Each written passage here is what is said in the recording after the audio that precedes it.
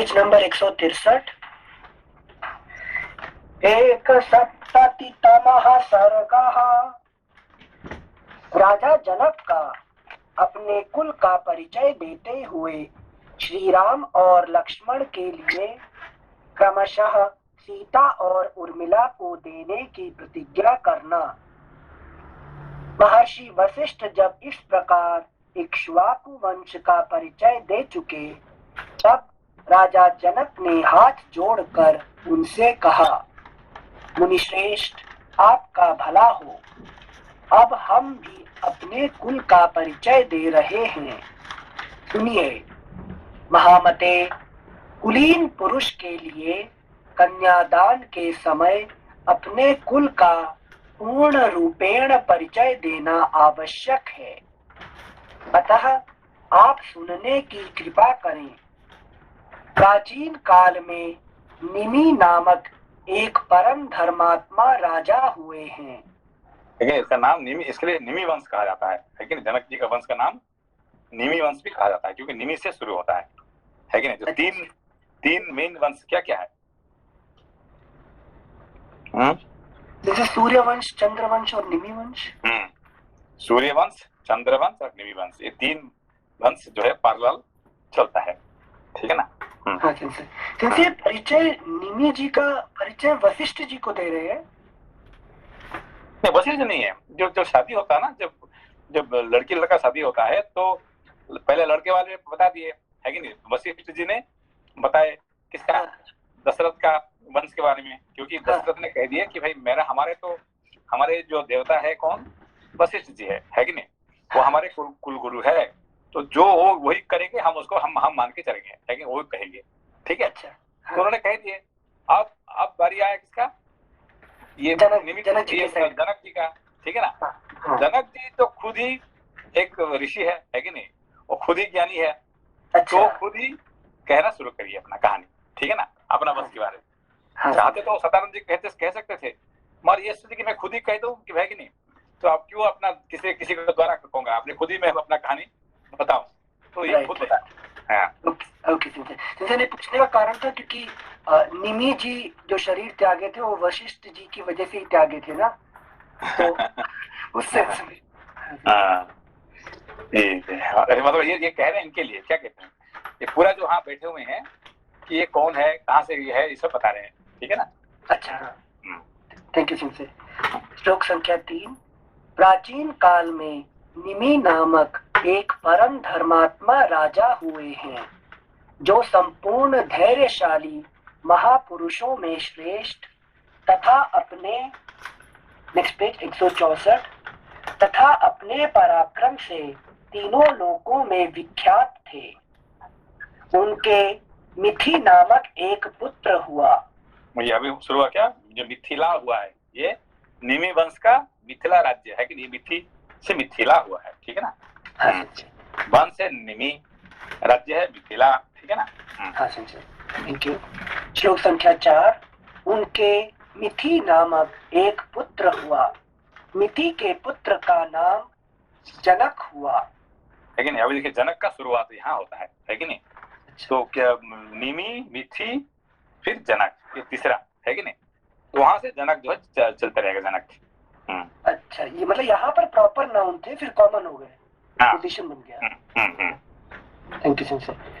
यही उनके मिथि नामक एक पुत्र हुआ। मिथि के पुत्र का नाम जनक हुआ।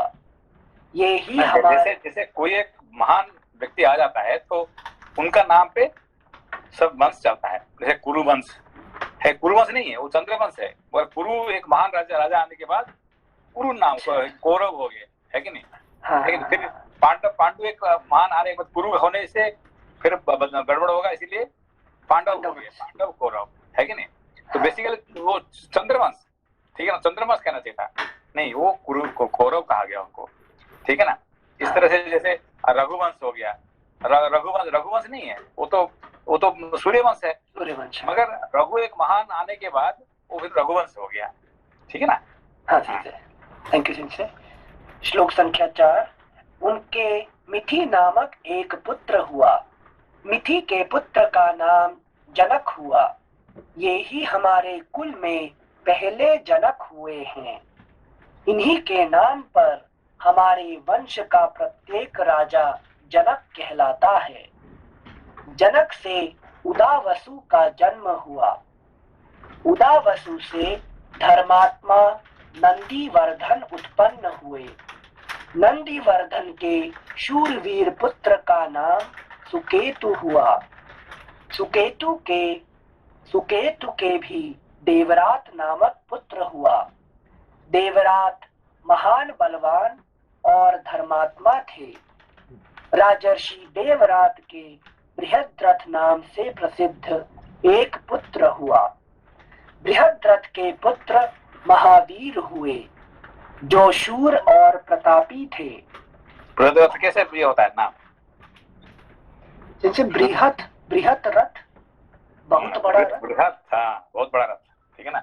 बृहद रथ, रथ मतलब चैरियट, बृहद मतलब बड़ा, जिसका बड़ा चैरियट, ठीक है ना। हाँ सर, थैंक यू सर। राजर्षि देवरात के बृहद्रथ नाम से प्रसिद्ध एक पुत्र हुआ। बृहद्रथ के पुत्र महावीर हुए, जो शूर और प्रतापी थे। महावीर के सुधृति हुए, जो धैर्यवान और सत्य पराक्रमी थे। सुधृति के भी धर्मात्मा धृष्टकेतु हुए। सुधृति के भी धर्मात्मा धृष्टकेतु हुए। धृष्टकेतु का नाम कहाँ सुना था? याद है? कोशिश कर रहे हैं। तारे मनीष जी है क्या? मनीष जी नहीं है? सोनाली जी होंगे। अच्छा, सोनाली जी? जी सिंसी हैं। तो धृष्टकेतु कहाँ सुना आपने नाम? सिंसी महाभारत में था ना ये। दृष्टद्युम्न का भी लड़का के नाम है ना? नमस्ते संजय। नमस्ते, हाँ। धृष्टकेतु चेकिताना है कि ना, आगे गीता में आता है। गीता में पहला अध्याय में धृष्टकेतु का नाम आता है, ठीक है ना। मगर ये अलग है, पर वो धृष्टकेतु का नाम है, ठीक है। धन्यवाद संजय। जैसे जो सेना को इंट्रोड्यूस कर रहे होते हैं। सुधृति के भी धर्मात्मा धृष्टकेतु हुए, जो परम धार्मिक थे। राजर्षि धृष्टकेतु का पुत्र हर्यश्व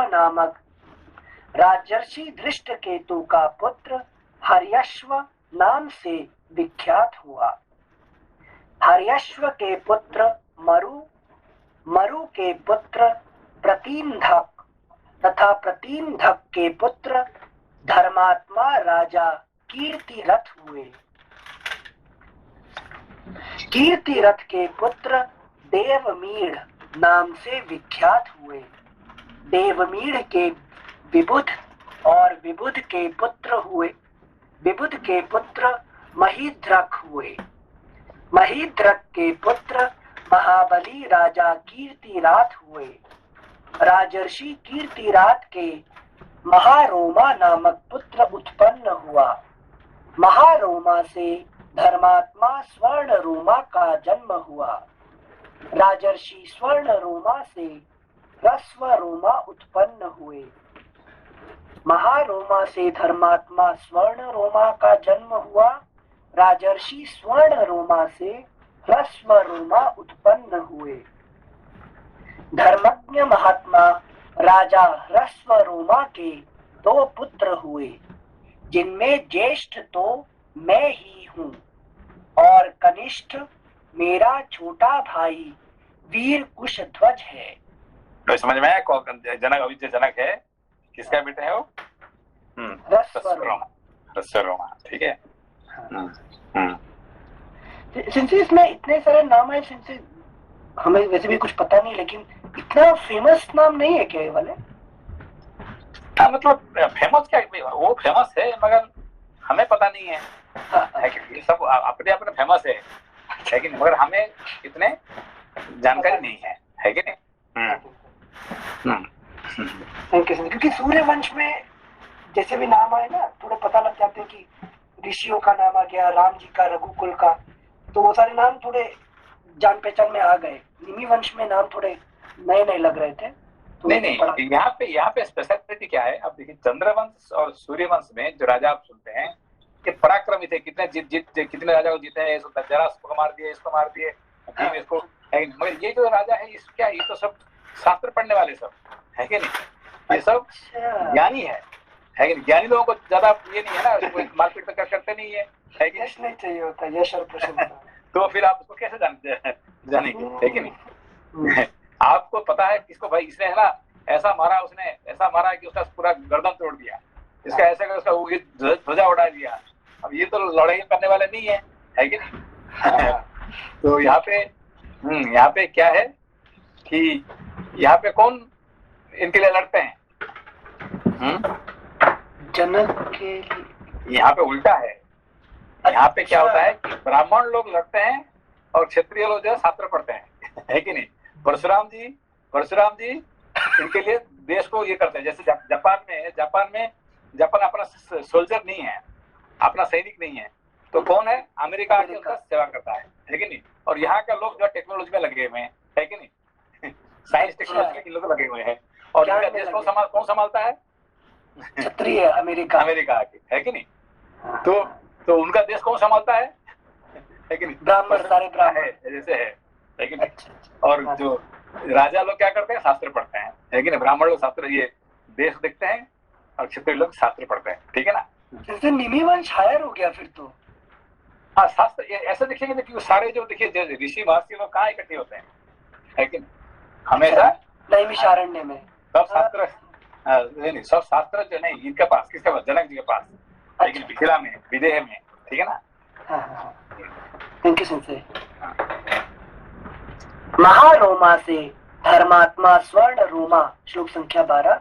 महारोमा जब उन्होंने ये है वहां पे पहुंच गए, कौन पहुंच गए, परशुराम जी पहुंच गए वहां पे। क्यों पहुंच गए, तो क्या हो रहा है यहाँ पे, है कि मैं बैठा हूँ और यहाँ पे कुछ आवाज आ रहे हैं, क्या आवाज आ रहे हैं, है कि नहीं। धनुष तोड़ दिया, हाँ, है कि नहीं। थैंक यू संजय, पूरा पर्सपेक्टिव चेंज कर दिए। अभी हमें लग रहा था कुछ कम होगा, अब पता लगा जो शास्त्र में लगे उनको यश कहाँ चाहिए, है कि नहीं। श्लोक संख्या 12। महारोमा से धर्मात्मा स्वर्ण रोमा का जन्म हुआ, राजर्षि स्वर्ण रोमा से ह्रस्व रोमा उत्पन्न हुए। धर्मज्ञ महात्मा राजा ह्रस्व रोमा के 2 पुत्र उत्पन्न हुए, जिनमें ज्येष्ठ तो मैं ही हूँ और कनिष्ठ मेरा छोटा भाई वीर कुशध्वज है। मेरे पिता मुझ ज्येष्ठ पुत्र को राज्य पर अभिषिक्त करके कुशध्वज का एक क्वेश्चन था। हाँ भैया, जैसे ये आपने जो 3 नाड़ियां बताई थी ना, सूर्य नाड़ी, चंद्र नाड़ी और एक सुषुम्ना, तो ये इनका कुछ रिलेशन रहता है? हाँ, ये जो चंद्रवंश, सूर्यवंश और नमीवंश का इसी का ही संपर्क है कि नहीं।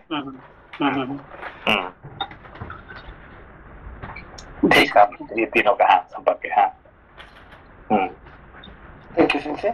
ठीक है। श्लोक संख्या 13।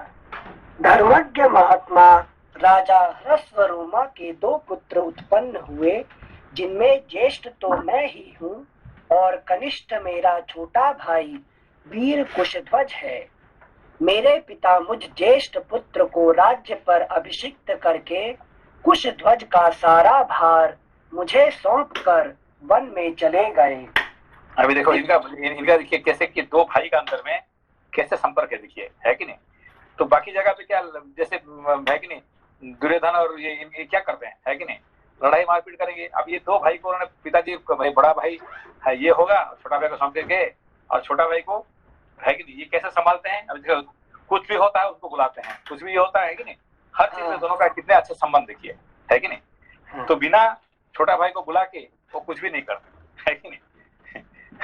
अभी देखिए कितने अच्छे संपर्क है, दोनों का संपर्क देखिए, है कि नहीं। यही होता है शास्त्र पढ़ने वाले का संपर्क होता है। क्षत्रिय वाला अपना शक्ति यूज करता है, शास्त्र वाला सब कुछ है मेरे पास तो भी मैं भाई का ध्यान रखूंगा, है कि नहीं। इनके से श्लोक संख्या 14। मेरे पिता मुझ ज्येष्ठ पुत्र को राज्य पर अभिषिक्त करके कुशध्वज का सारा भार मुझे सौंप कर वन में चले गए। वृद्ध पिता के स्वर्गगामी हो जाने पर अपने देवतुल्य भाई कुशध्वज को स्नेह दृष्टि से देखता हुआ मैं इस राज्य का भार धर्म के अनुसार वहन करने लगा। अब देखो, देवतुल्य किसके कहते हैं? बड़े भाई को कहते हैं। छोटे भाई को कोई नहीं कहता देवतुल्य भाई, है कि नहीं? यहाँ देखो, यहाँ पे है कि नहीं? तो ये कैसे उसको परिचय देते हैं? मेरा देवतुल्य भाई, है कि नहीं? कौन छोटा भाई को देवतुल्य कहता है, बताओ, है कि है कि नहीं? कुछ काल के अनंतर पराक्रमी राजा सुधन्वा ने सामकाश्य नगर से आकर मिथिला को चारों ओर से घेर लिया। उसने मेरे पास दूत भेजकर कहलाया कि तुम शिवजी के परम उत्तम धनुष तथा अपनी कमल नयनी कन्या सीता को मेरे हवाले कर दो। महर्षि, मैंने उसकी मांग पूरी नहीं की, इसलिए मेरे साथ उसका युद्ध हुआ। उस संग्राम में तो ये युद्ध नहीं करना, देखिए एक्चुअली ये क्या है, ये कभी युद्ध नहीं करना चाहते हैं, मगर कोई ऐसे धमकी दे, कोई ये करे तो युद्ध करना पड़ेगा ना फिर, है कि नहीं? हम किसी को युद्ध नहीं करना चाहते हैं, मगर ऐसे सिचुएशन आए तो हम जरूर करेंगे, है कि पीछे नहीं हटेंगे, यही कहना चाहते हैं। बाकी जो चंद्रवंश और सूर्यवंश क्या देखते हैं कि जो राजा बनता है तो पहले क्या करता है कि वो अपना बढ़ाना चाहता है कि नहीं? अर्जुन क्या करता है? अर्जुन ये दिखाने के लिए पूरा सारे राज्यों को जीतने के लिए जाता है, ठीक है ना? कितने ये मुकुट लेके आया, है कि नहीं? तो राज्य जीतने का उनका कार्य होता है। मगर यहाँ पे कभी, है कि नहीं, जो निमि वंश में आपको कभी नहीं पता चलेगा कि गए कहीं लड़ने के लिए, है कि नहीं? मगर कोई लड़ेगा तो जरूर वो छोड़ेंगे नहीं, मगर लड़ने के लिए बाहर नहीं जाते हैं अपने आप, है कि राज्य जय करने का उनका नहीं होता है, कार्य नहीं होता है। समझ में आपको? हाँ, निमि वंश भी क्षत्रिय ही है क्या? नहीं, क्षत्रिय है, मगर इनका ब्राह्मण का यही तो कहता है कि ये जब ये क्या उत्तर देते हैं इसको कि आप तो है हमारे महान, है कि नहीं? आप हमारे देश को रक्षा करने वाले परशुराम जैसे है, फिर हमें क्या करना चाहिए? हमें क्यों लड़े अपने आप, है कि नहीं? हाँ, क्षत्रियों ने ब्राह्मणों को जब उन्होंने पकड़ लिया शास्त्र पकड़ लिए कौन? ब्राह्मण ने। फिर ठीक है भाई, वो काम करो, फिर हम आपका काम करेंगे, है कि नहीं? Thank you sir. श्लोक संख्या 16। कुछ काल के अनंतर पराक्रमी राजा सुधन्वा ने सामकाश्य नगर से आकर मिथिला को चारों ओर से घेर लिया। उसने मेरे संजय, जैसे अभी आपने बताया कि ये सूर्यवंश जो है वो भी ज्ञान का रहता है और जो चंद्रवंश रहता है वो कर्म का रहता है। तो निमि वंश को कैसे डिफरेंशिएट करें? मतलब ज्ञान वाला वंश तो पहले सूर्यवंश को भी बोलते हैं हम लोग। नहीं, सूर्यवंश जो है बेसिकली क्या है कि धर्मात्मा धर्म में रहते हैं और चंद्रवंश कर्म में रहते हैं, कर्म और धर्म, और ये निमि वंश ज्यादा ज्ञान में रहते हैं, ठीक है ना? तो जिसको कहते हैं स्वाध्याय में हमेशा देखिए निमि वंश के साथ स्वाध्याय जुड़ा रहता है, ठीक है ना? अच्छा, तो वो धर्म कहना चाहिए सूर्यवंश वाला जो है। सूर्यवंश वाला ज्यादा धार्मिक रहते हैं, धर्म ये कर्म और ये ज्ञान, ठीक है ना? जी सर, थैंक यू सर। श्लोक संख्या 17। उसने मेरे पास दूत भेज कर कहलाया कि तुम शिवजी के परम उत्तम धनुष तथा अपनी कमल नयनी कन्या सीता को मेरे हवाले कर दो। महर्षि, मैंने उसकी मांग पूरी नहीं की, इसलिए मेरे साथ उसका युद्ध हुआ। उस संग्राम में सम्मुख युद्ध करता हुआ राजा सुधन्वा मेरे हाथ से मारा गया।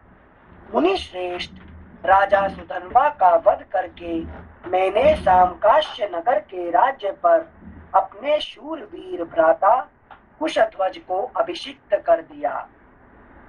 महामुने, ये मेरे छोटे भाई कुशध्वज हैं और मैं इनका बड़ा भाई हूँ। मुनिवर, मैं बड़ी प्रसन्नता के साथ आपको 2 बहुएं प्रदान करता हूँ। आपका भला हो। मैं सीता को श्री राम के लिए और उर्मिला को लक्ष्मण के लिए समर्पित करता हूँ। पराक्रम ही जिसको पाने का शुल्क शर्त था, उस देव कन्या के समान सुंदरी अपनी प्रथम पुत्री सीता को श्री राम के लिए तथा नेक्स्ट पेज 165 तथा दूसरी पुत्री उर्मिला को लक्ष्मण के लिए दे रहा हूँ। मैं इस बात को 3 बार दोहराता हूँ, इसमें संशय नहीं है। मुनि प्रवर, मैं परम प्रसन्न होकर आपको 2 बहुएं दे रहा हूँ। वशिष्ठ जी से ऐसा कहकर राजा जनक ने महाराज दशरथ से कहा, राजन, अब आप श्री राम और लक्ष्मण के मंगल के लिए इनसे गोदान करवाइए। आपका कल्याण हो। नांदी मुख श्राद्ध का कार्य भी संपन्न कीजिए। इसके बाद विवाह का कार्य आरंभ कीजिएगा। महाबाहो, प्रभो, आज मघा नक्षत्र है। राजन, आज के तीसरे दिन उत्तरा फाल्गुनी नक्षत्र में वैवाहिक कार्य कीजिएगा। आज श्री राम और लक्ष्मण के अभ्युदय के लिए गौ, भूमि, तिल और सुवर्ण आदि का दान करना चाहिए, क्योंकि वह भविष्य में सुख देने वाला होता है। इस प्रकार श्री वाल्मीकि निर्मित आर्ष रामायण आदि काव्य के बाल कांड में 71वां सर्ग। 2सप्ततितमः सर्गः। विश्वामित्र द्वारा भरत और शत्रुघ्न के लिए कुशध्वज की कन्याओं का वरण, राजा जनक द्वारा इसकी स्वीकृति तथा राजा दशरथ का अपने पुत्रों के मंगल के लिए नांदी श्राद्ध एवं गोदान करना। विदेहराज जनक जब अपनी बात समाप्त कर चुके, तब वशिष्ठ सहित महामुनि विश्वामित्र उन वीर नरेश से इस प्रकार बोले, नरश्रेष्ठ, इक्ष्वाकु और विदेह दोनों ही राजाओं के वंश अचिंतनीय हैं। दोनों के ही प्रभाव की कोई सीमा नहीं है। इन दोनों की समानता करने वाला दूसरा कोई राजवंश नहीं है। राजन, इन दोनों कुलों में जो यह धर्म संबंध स्थापित होने जा रहा है, सर्वथा एक दूसरे के योग्य है। रूप वैभव की दृष्टि से भी समान योग्यता का है, क्योंकि उर्मिला सहित सीता श्री राम और लक्ष्मण के अनुरूप है। नरश्रेष्ठ, इसके बाद मुझे भी कुछ कहना है। आप मेरी बात सुनिए।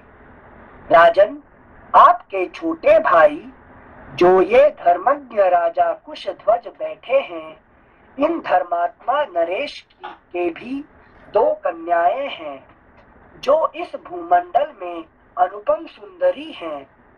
नरश्रेष्ठ भूपाल, मैं आपकी उन दोनों कन्याओं का कुमार भरत और बुद्धिमान शत्रुघ्न, इन दोनों महामनस्वी राजकुमारों के लिए इनकी धर्म पत्नी बनाने के उद्देश्य से वरण करता हूँ।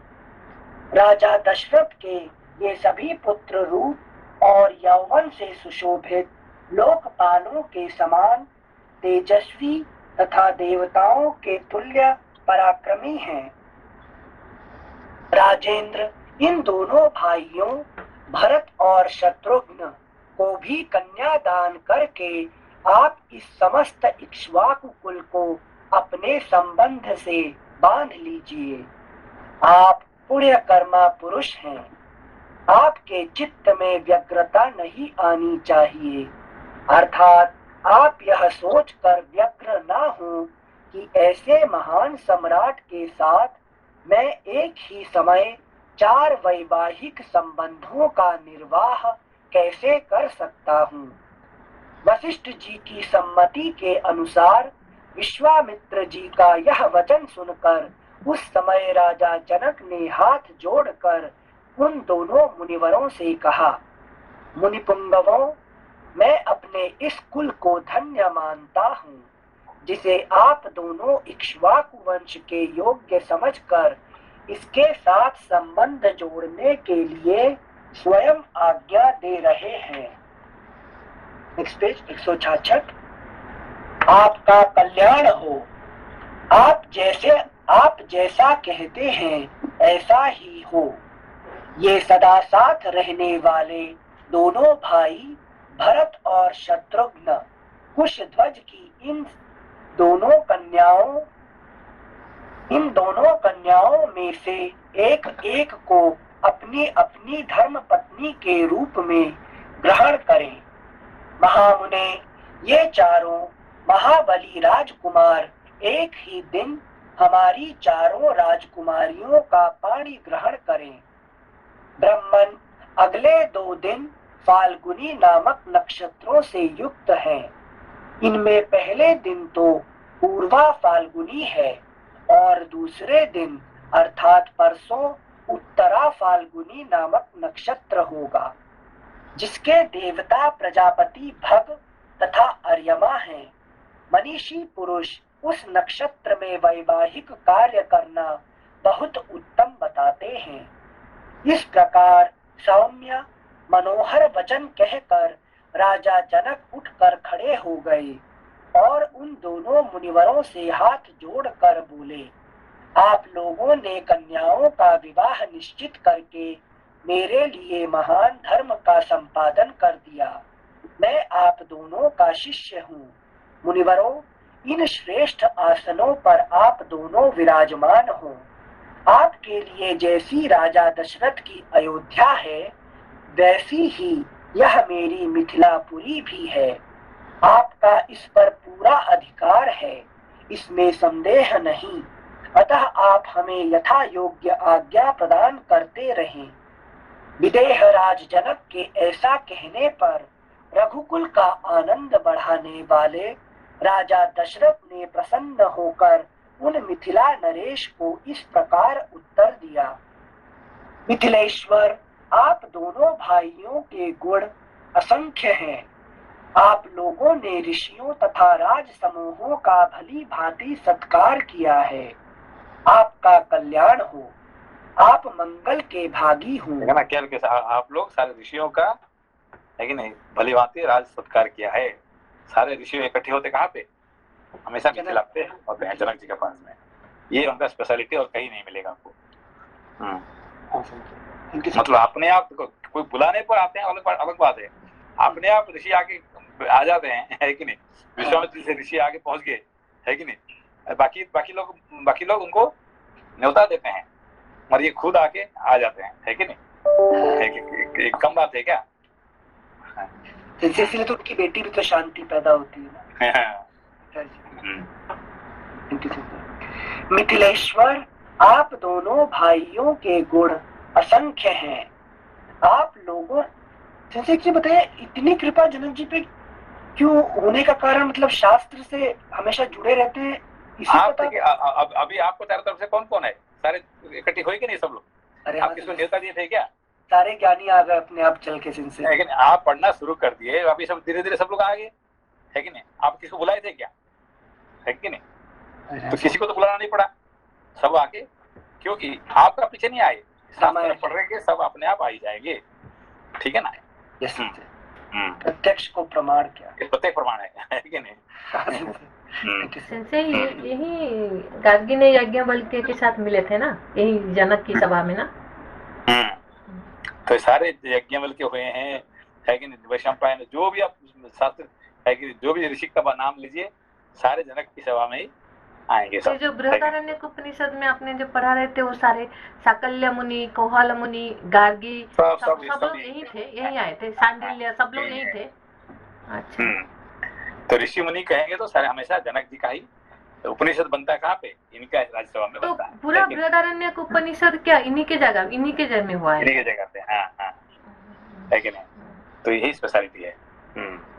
Thank you sir. मिथिलेश्वर, आप दोनों भाइयों के गुण असंख्य हैं। आप लोगों ने ऋषियों तथा राज समूहों का भली भांति सत्कार किया है। नेक्स्ट श्लोक संख्या 19। आपका पहली बार विश्वामित्र जी पहुंचे किसका? दशरथ के पास। कभी गए थे दशरथ के पास? कभी विश्वामित्र कभी नहीं गए। क्यों गए? कि राम जी को लेने थे और वशिष्ठ जी थे, है कि नहीं? ये दोनों कारण से वहां गए। वहां पे मेन वशिष्ठ जी थे, ठीक है ना? जैसे ये प्रश्न भी आ रहा था, हम रोक लिए थे, लेकिन आप थोड़ा प्रॉम्प्ट किए हैं। सारा शास्त्र सब कुछ निमि वंश में जनक जी के पास है। तो राम जी को टेक्निकली तो जनक जी का पुत्र होना चाहिए था ना? हो गया ना? हुआ तो होने था, हो गया नहीं है। अरे राम जी को भी उनके पास आना पड़ा। वो नहीं गए राम जी के पास। जनक जी राम जी के पास गए क्या? सारी दुनिया राम जी के पास आते हैं। नारायण, सारी दुनिया राम जी का पीछे आते हैं। और राम जी किसके पीछे गए? जनक जी के पास। हाँ। सब राम जी का पैर छूते हैं। राम जी किसका पैर छुए? जनक जी का। है कि नहीं? तो और क्या चाहिए बताओ?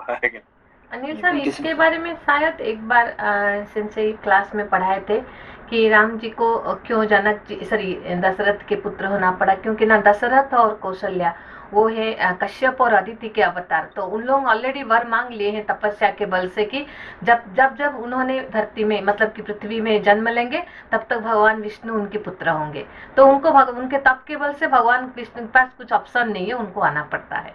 नहीं देखिए, जनक जी किसी का पास नहीं गए। आपने कभी नहीं सुना जनक जी किसका पास गए हैं? ठीक है ना? वो बुलाएंगे तो जाएंगे, मगर कभी जिंदगी में कभी किसका पास गए नहीं है। वो भी क्या करते, दशरथ को बुलाते हैं, आओ मुझे मिलने। वो गए नहीं है दशरथ पास, है कि नहीं? उन्होंने कहा मेरा बेटी को अपने ग्रहण करके आप उनका पास नहीं गए, उनको बुलाए, है कि नहीं? महाराज से यहाँ आना पड़ा, वशिष्ठ जी को आना पड़ा, है कि नहीं? वशिष्ठ जी के पास नहीं गए, विश्वामित्र के पास नहीं गए, है कि नहीं? वो संशय बहुत इंटरेस्टिंग था। मतलब कि पुत्री के पिता है, यूजुअली हम लोग जब देखते हैं कि इब्न शास्त्र में आता है पुत्री के पिता को जाना पड़ता है कि उनके वर के पास जाना पड़ता है, बट यह पुत्री के पिता है। कभी नहीं गए, दो सैनिक। हाँ, बुलाएंगे तो भाई किसी का प्रॉब्लम आ गया, आप आइए समाधान करने के लिए जाएंगे, जरूर जाएंगे, मगर कभी भी अपने हिसाब से कभी गए नहीं है। सभी को उनका दरबार आना पड़ता है कि नहीं? नेक्स्ट डे बुलाते हैं उसको, दशरथ को, आइए मैं बुला रहा हूँ, है कि नहीं? तो राजा जनक बुला रहे हैं, आप आइए। तो भी उनका घर में जाने के बाद भी इनके पास जाना चाहिए ना, उनका रूम में बात करने के लिए? नहीं, राजा जनक जी बुला रहे हैं, दशरथ जी आइए। मंत्री जाते हैं बुलाने के लिए, और वो दौड़ भाग के आते हैं, है कि नहीं? ये जनक जी है, ठीक है ना? शास्त्र की शक्ति है। शास्त्र की शक्ति है, ठीक है। श्लोक संख्या 19। Thank you sir. आपका कल्याण हो, आप मंगल के भागी हो। अब हम अपने विश्राम स्थान को जाएंगे। वहां जाकर मैं विधि पूर्वक नांदी मुख श्राद्ध का कार्य संपन्न करूंगा। यह बात भी राजा दशरथ ने कही। तदनंतर मिथिला नरेश की अनुमति ले महायशस्वी राजा दशरथ मुनि श्रेष्ठ विश्वामित्र और वशिष्ठ को आगे करके तुरंत अपने आवास स्थान पर चले गए। डेरे पर जाकर राजा दशरथ ने अपराह्न काल में विधि पूर्वक आभ्युदिक श्राद्ध संपन्न किया।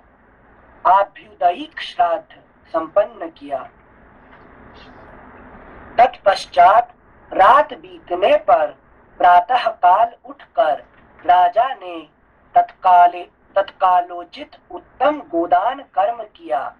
देखिए, पुराण में, रामायण महाभारत में सारे राजा महाराजा का नाम आ ही जाता है, ठीक है ना? तो उपनिषद में कौन सा राजा महाराजा का नाम आएगा? उपनिषद में, है कि नहीं? है, यही से जनक की नाम ही आएगा, और किसका नाम नहीं आएगा, ठीक है ना? अच्छा। हाँ। मतलब किसकी सभा में गए? जो गार्गी बोलेगी, याज्ञवल्क्य जी बोलेंगे, वो जनक जी की सभा ही। उपनिषद में भी इनका नाम बहुत ऊंचा है, लेकिन रामायण में है, महाभारत में है, पुराण में है, वो तो है ही है, मगर उपनिषद में भी उनका नाम बहुत ऊंचा है। अच्छा। क्योंकि वहाँ दशरथ वगैरह का तो नाम नहीं आता ना। नाम नहीं आएगा, इवन राम कृष्ण का नाम नहीं आएगा, दूसरे की बात क्या करते हैं। कोई भगीरथ राम कृष्ण का नाम नहीं आएगा, है कि नहीं? हाँ। श्लोक संख्या 21। डेरे पर जाकर राजा दशरथ ने अपराह्न काल में विधि पूर्वक आभ्युदयिक श्राद्ध संपन्न किया। तत्पश्चात रात बीतने पर प्रातः काल उठकर राजा ने तत्कालोचित उत्तम गोदान कर्म किया। राजा दशरथ ने अपने एक एक पुत्र के मंगल के लिए धर्मानुसार 1-1 लाख गौएं ब्राह्मणों को दान की। उन सब के सींग सोने से मढ़े हुए थे। उन सब के साथ बछड़े और कांसे के दुग्ध पात्र थे। इस प्रकार पुत्र वत्सल रघुकुल नंदन पुरुष शिरोमणि राजा दशरथ ने 4 लाख गौओं का दान किया तथा और भी बहुत सा धन पुत्रों के लिए गोदान के उद्देश्य से ब्राह्मणों को दिया। गोदान कर्म संपन्न करके आए हुए पुत्रों से घिरे हुए राजा दशरथ उस समय लोकपालों से घिर कर बैठे हुए शांत स्वभाव प्रजापति ब्रह्मा के समान शोभा पा रहे थे। इस प्रकार श्री वाल्मीकि निर्मित आर्ष रामायण आदि काव्य के बाल कांड में 72वां सर्ग। Next page 167। 3सप्ततितमः सर्गः। श्री राम आदि चारों भाइयों का विवाह। राजा दशरथ ने जिस दिन अपने पुत्रों के विवाह के निमित्त उत्तम गोदान किया, उसी दिन भरत के सगे मामा केकय राजकुमार वीर युधाजित वहां आ पहुंचे। उन्होंने महाराज का दर्शन करके कुशल मंगल पूछा और इस प्रकार कहा, रघुनंदन, केकय देश के महाराज ने बड़े स्नेह के साथ आपका कुशल समाचार पूछा है और आप भी हमारे यहाँ के जिन जिन लोगों की कुशल वार्ता जानना चाहते होंगे, वे सब इस समय स्वस्थ और सानंद हैं। राजेंद्र, केकय नरेश मेरे भांजे भरत को देखना चाहते हैं, अतः इन्हें लेने के लिए ही मैं अयोध्या आया था। परंतु पृथ्वीनाथ, अयोध्या में यह सुनकर कि आपके सभी पुत्र विवाह के लिए आपके साथ मिथिला पधारे हैं, मैं तुरंत यहाँ चला आया, क्योंकि मेरे मन में अपनी बहन के बेटे को देखने की बड़ी लालसा थी। महाराज दशरथ ने अपने प्रिय अतिथि को उपस्थित देख बड़े सत्कार के साथ उनकी आवभगत की, क्योंकि वे सम्मान पाने के ही योग्य थे। तदनंतर अपने महामनस्वी पुत्रों के साथ वह रात व्यतीत करके वे तत्वज्ञ नरेश प्रातः काल उठे और नित्य कर्म करके ऋषियों को आगे किए जनक की यज्ञशाला में जा पहुंचे। तत्पश्चात विवाह के योग्य विजय नामक मुहूर्त आने पर दूल्हे के अनुरूप समस्त वेशभूषा से अलंकृत हुए भाइयों के साथ श्री रामचंद्र जी भी वहां आए। वे विवाह कालोचित मंगलाचार पूर्ण कर चुके थे तथा वशिष्ठ मुनि एवं अन्यान्य महर्षियों को आगे करके उस मंडप में पधारे थे। उस समय भगवान वशिष्ठ ने विदेहराज जनक के पास जाकर इस प्रकार कहा, राजन, नरेशों में श्रेष्ठ महाराज दशरथ अपने पुत्रों का वैवाहिक सूत्र बंधन रूप मंगलाचार संपन्न करके उन सब के साथ पधारे हैं और भीतर आने के लिए दाता के आदेश की प्रतीक्षा कर रहे हैं, क्योंकि दाता और प्रतिग्रहीता दान ग्रहण करने वाले का संयोग होने पर ही समस्त दान धर्मों का संपादन संभव होता है। अतः आप विवाह कालोपयोगी शुभ कर्मों का अनुष्ठान करके उन्हें बुलाइए और कन्यादान रूप स्वधर्म का पालन कीजिए। महात्मा वशिष्ठ के ऐसा कहने पर परम उदार, परम धर्मज्ञ और महातेजस्वी राजा जनक ने इस प्रकार उत्तर दिया। मुनिश्रेष्ठ, महाराज के लिए मेरे यहाँ कौन सा पहरेदार खड़ा है? वे किसके आदेश की प्रतीक्षा करते हैं?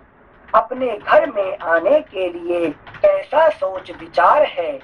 यह जैसे मेरा राज्य है वैसे ही आपका है। मेरी कन्याओं का वैवाहिक सूत्र बंधन रूप मंगल कृत्य संपन्न हो चुका है। अब वे यज्ञ वेदी के पास आकर बैठी हैं और अग्नि की प्रज्वलित शिखाओं के समान प्रकाशित हो रही हैं। इस समय तो मैं आपकी ही प्रतीक्षा में वेदी पर बैठा हूँ। आप निर्विघ्नता पूर्वक सब कार्य पूर्ण कीजिए।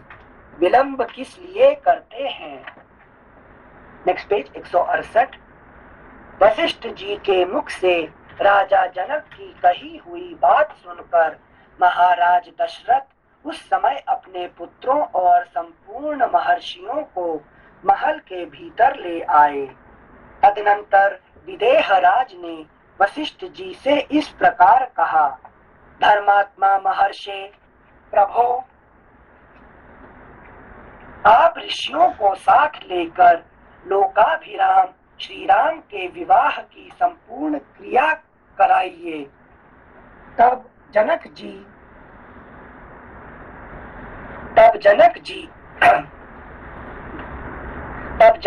से बहुत अच्छा कहकर महातपस्वी भगवान वशिष्ठ मुनि ने विश्वामित्र और धर्मात्मा शतानंद जी को आगे करके विवाह मंडप के मध्य भाग में विधि पूर्वक वेदी बनाई और गंध तथा फूलों के द्वारा उसे चारों ओर से सुंदर रूप में सजाया। साथ ही बहुत सी सुवर्ण पालिकाएं, यव के अंकुरों से युक्त चित्रित कलश, अंकुर जमाए हुए सकोरे, धूप युक्त धूप पात्र, शंख पात्र, श्रुवा, श्रुक, अर्घ्य आदि पूजन पात्र, लावा, हीलों से भरे हुए पात्र तथा धोए हुए अक्षत आदि समस्त सामग्रियों को भी यथास्थान रख दिया। तत्पश्चात महातेजस्वी मुनिवर वशिष्ठ जी ने बराबर कुशों को वेदी के चारों ओर बिछाकर मंत्रोच्चारण करते हुए विधि पूर्वक अग्नि स्थापन किया और विधि को प्रधानता देते हुए मंत्र पाठ पूर्वक प्रज्वलित अग्नि में हवन किया। तदनंतर राजा जनक ने सब प्रकार के आभूषणों से विभूषित सीता को ले आकर अग्नि के समक्ष श्री रामचंद्र जी के सामने बिठा दिया और माता कौशल्या का आनंद बढ़ाने वाले उन श्री राम से कहा, रघुनंदन, तुम्हारा कल्याण हो। यह मेरी पुत्री सीता तुम्हारी सहधर्मिणी के रूप में उपस्थित है। अब ये जो है ना बड़ा फेमस श्लोक है, ये श्लोक है बहुत फेमस है। यम सीता मम सुता सहधर्मचारिणी तवा, ये जो है ना ये जो लाइन है 26 नंबर का आखिरी में, बड़ा फेमस श्लोक है यम सीता मम सुता बोला। हाँ, यम सीता मम सुता सहधर्मचारी तवा। यम सीता मतलब ये जो सीता देख रहे हैं, हाँ, ये मेरा बेटी है सुता। आज के बाद तुम्हारा सहधर्मचारी है कि नहीं, तुम्हारे साथ धर्म में चलने वाले हैं, है कि नहीं। तुम्हारे साथ शादी नहीं बोलते, तुम्हारे साथ धर्म करने के लिए, धर्म का चलने के लिए तुमको मैं दे रहा हूँ। अच्छा, ठीक है ना। सहधर्मचारी जैसे क्या विवाह प्रसंग में मतलब पढ़ते हैं। अच्छा, क्योंकि ये जो पिताजी देते हैं, कन्यादान करते हैं, तो कन्या किसी दान करते हैं तुम्हारे साथ एक साथ धर्म करने के लिए। अकेला में धर्म नहीं होता है, इसीलिए तुम्हारे साथ धर्म करने के लिए मैं दान दे रहा हूँ। मेरा बेटी इसलिए कहते हैं, कन्यादान करते हैं। ठीक है ना। ये यम ये सेंटेंस फेमस सेंटेंस है। यम सीता मम सुता सहधर्मचरी तव। ठीक है। तदनंतर राजा जनक ने सब प्रकार के आभूषणों से विभूषित सीता को ले आकर अग्नि के समक्ष श्री रामचंद्र जी के सामने बिठा दिया और माता कौशल्या का आनंद बढ़ाने वाले उन श्री राम से कहा, रघुनंदन तुम्हारा कल्याण हो।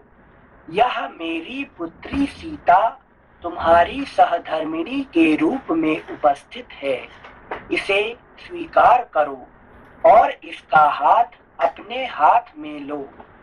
यह परम पतिव्रता महान सौभाग्यवती और छाया की भांति सदा तुम्हारे पीछे चलने वाली होगी।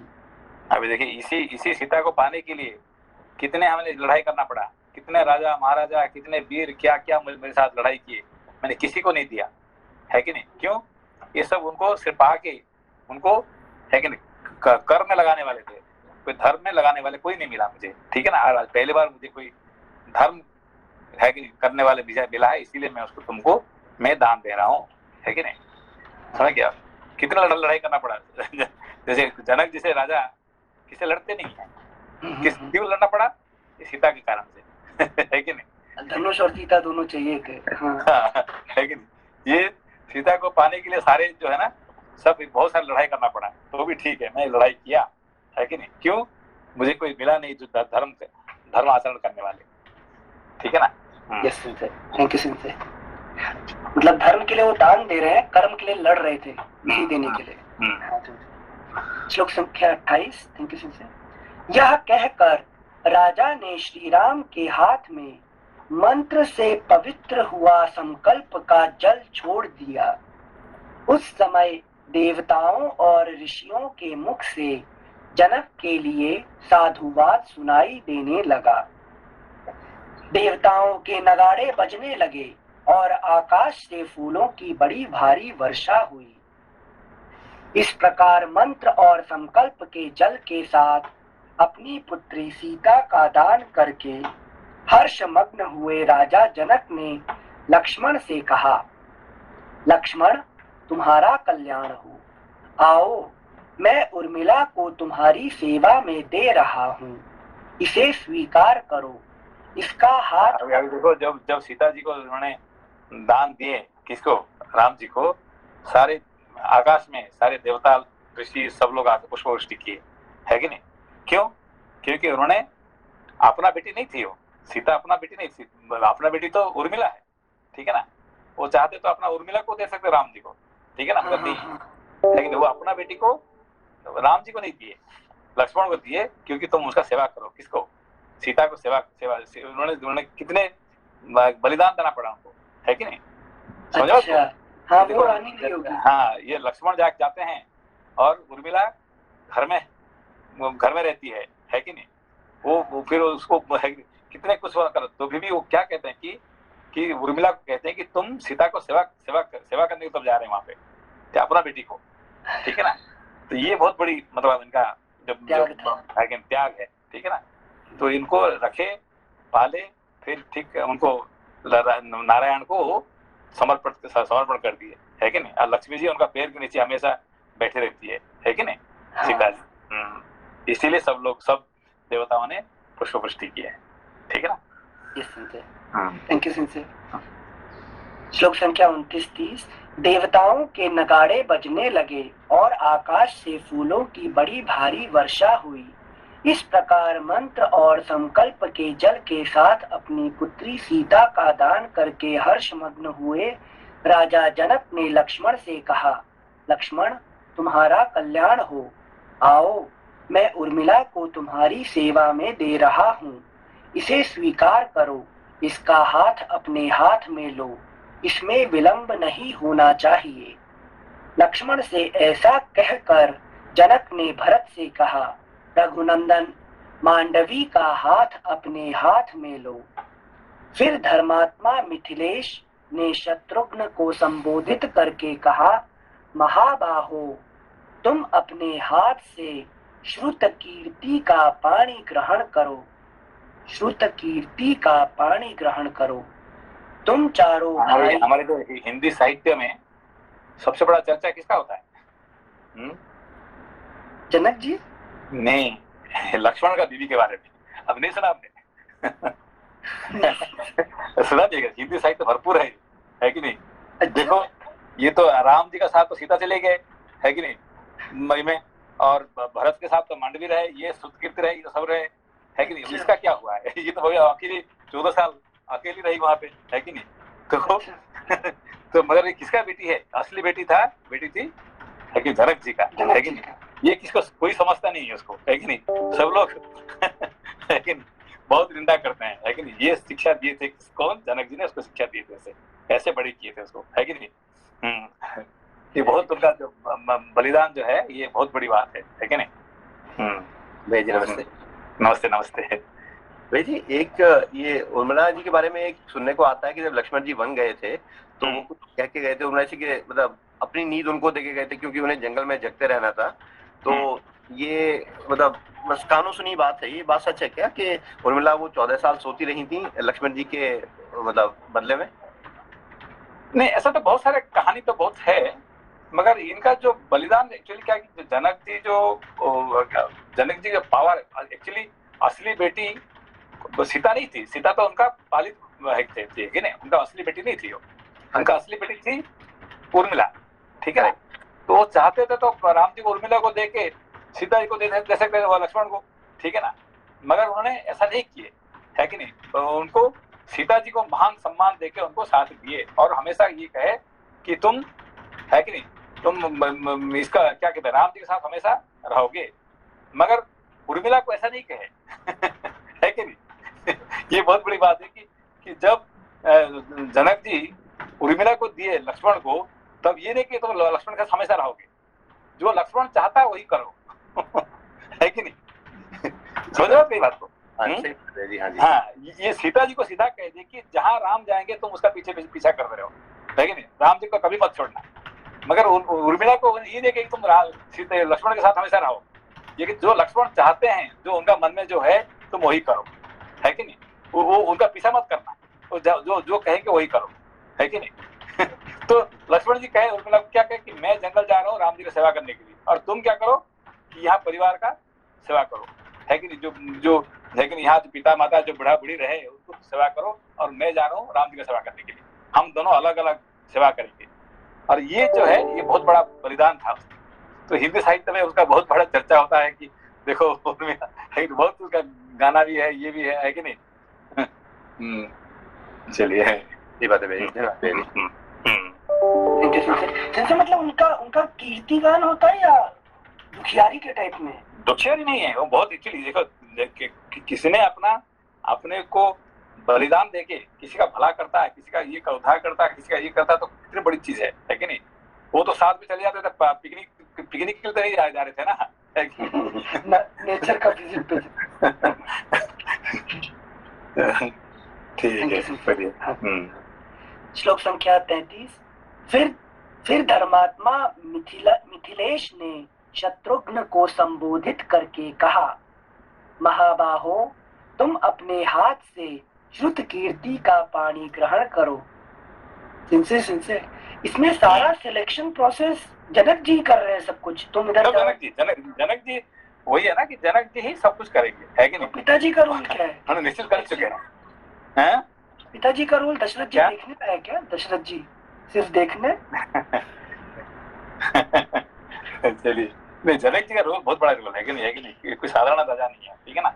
नहीं सिंसी, वो तो मुझे समझ में आता है, पर मैं एक चीज समझ नहीं पा रही हूँ कि बेटे 4 बेटा लेके वो गए, तो उनको नहीं पूछ के अपना एक बेटी को बेटी एक पर थोप रहे हैं।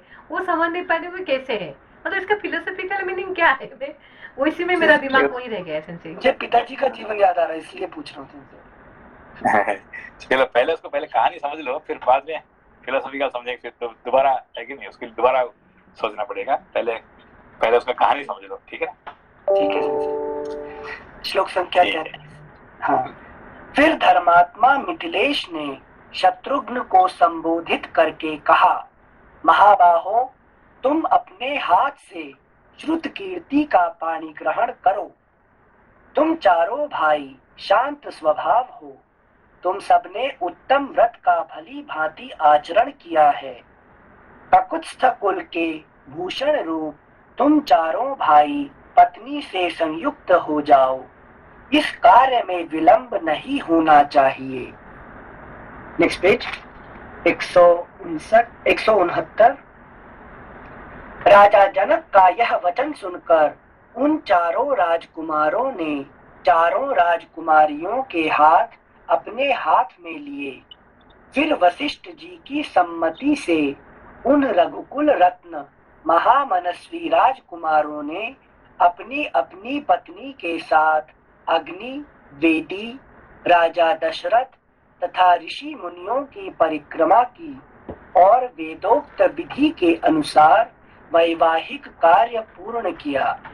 उस समय आकाश से फूलों की बड़ी भारी वर्षा हुई जो सुहावनी लगती थी।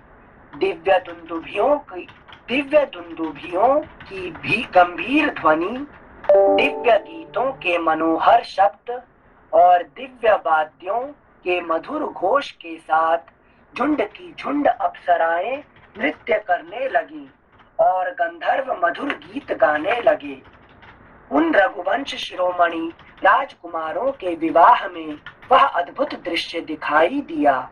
शहनाई आदि बाजों के मधुर घोष से गूंजते हुए उस वर्तमान विवाहोत्सव में उन महातेजस्वी राजकुमारों ने अग्नि की 3 बार परिक्रमा करके पत्नियों को स्वीकार करते हुए विवाह कर्म संपन्न किया।